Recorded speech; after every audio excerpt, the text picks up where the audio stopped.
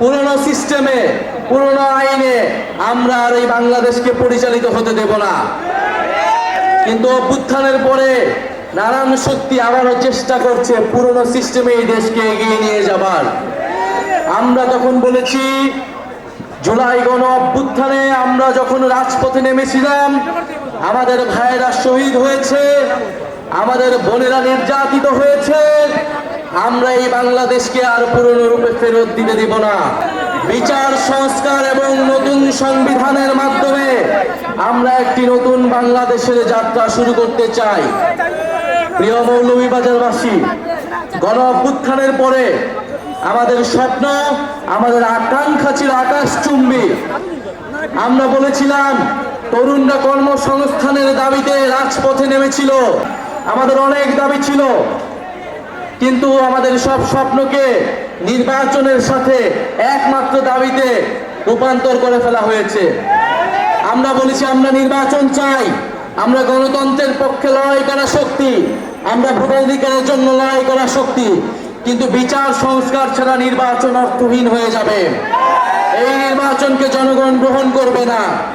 ফলে বিচার এবং সংস্কারের যতটুকু আমরা এগিয়েছি, তার পক্ষে আমাদেরকে আরো ঐক্যমত করে আমাদেরকে নির্বাচনের দিকে যেতে হবে। ৩রা আগস্ট আমরা এক দফার মাধ্যমে স্পষ্ট করেছিলাম, আমাদের এই লড়াইটা শেখ হাসিনার ফ্যাসিস্ট শাসনের বিরুদ্ধে লড়াইয়ে পরিণত হয়েছে।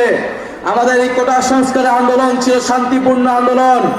শেখ হাসিনার পুলিশ, ছাত্রলীগ, সন্ত্রাসী বাহিনী গুলি চালিয়ে বর্বরোচিত হামলা করে আমাদেরকে অভ্যুত্থানের দিকে নিয়ে যেতে বাধ্য করেছিল। আমরা শান্তিপ্রিয় ছাত্র জনতা বাধ্য হয়েছিলাম প্রতিরোধ গড়ে তুলতে, বাধ্য হয়েছিলাম লাঠি হাতে তুলে নিতে, আমরা বাধ্য হয়েছিলাম ফ্যাসিস্টদের বিরুদ্ধে সংগ্রাম করতে। ৩রা আগস্ট আমরা স্পষ্ট করেছিলাম, এই লড়াইটা ফ্যাসিস্ট রাষ্ট্র, ফ্যাসিস্ট বাহিনীর বিরুদ্ধে। আমরা জানি মৌলভীবাজার একটি সীমান্তবর্তী জেলা, আপনাদের সাথে আসাম ত্রিপুরার সীমান্ত রয়েছে।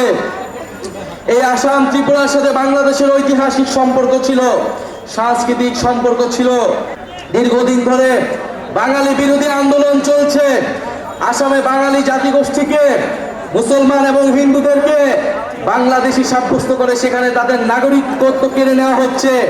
আমরা কয়েক বছর আগে এই হিন্দুত্ববাদী মোদি দেখেছি, এনআরসি আইনের মাধ্যমে আসামের মুসলমানদেরকে দ্বিতীয় শ্রেণীর নাগরিকে পরিণত করেছে।